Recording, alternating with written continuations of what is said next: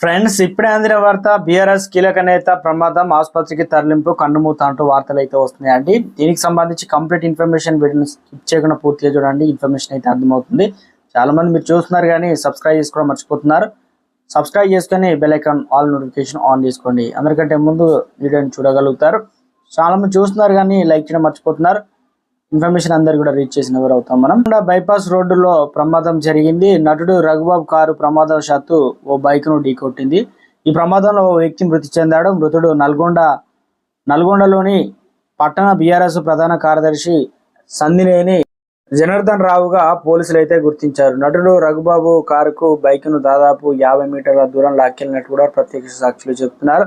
ప్రమాదంపై కేసు నమోదు చేసిన నల్గొండ పోలీసులు దర్యాప్తు చేస్తున్నారు. పోలీసులు కుటుంబ సభ్యులు తెలిపిన వివరాల ప్రకారం పట్టణంలోని శ్రీనగర్ కాలనీకి చెందిన సందినేని జనార్దన్ రావు 51 సంవత్సరాలు బీఆర్ఎస్ టౌన్ ప్రధాన కార్యదర్శిగా పనిచేస్తున్నాడు.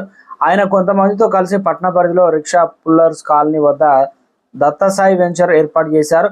ప్రతిరోజు మధ్యాహ్నం సమయంలో వెంచర్ వద్దకు వెళ్లి వస్తుండేవాడు. ఈ క్రమంలో బుధవారం మధ్యాహ్న సమయంలో వెంచర్ వద్దకు వెళ్లి సాయంత్రం తిరిగి వస్తుండగా హైదరాబాద్ నుండి మిర్యాలగూడ వైపు వెళ్తున్నటువంటి KA 03 MP 6914 నెంబర్ గల BMW కారు జనార్దన్ రావు వెళ్తున్న ద్విచక్ర వాహనాన్ని బలంగా ఢీకొట్టింది.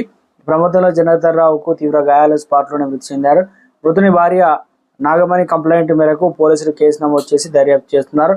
జనార్దన్ రావు స్వస్థలం నకిరేకేలు మండలంలోని మంగపల్లి గ్రామం తెలిసింది.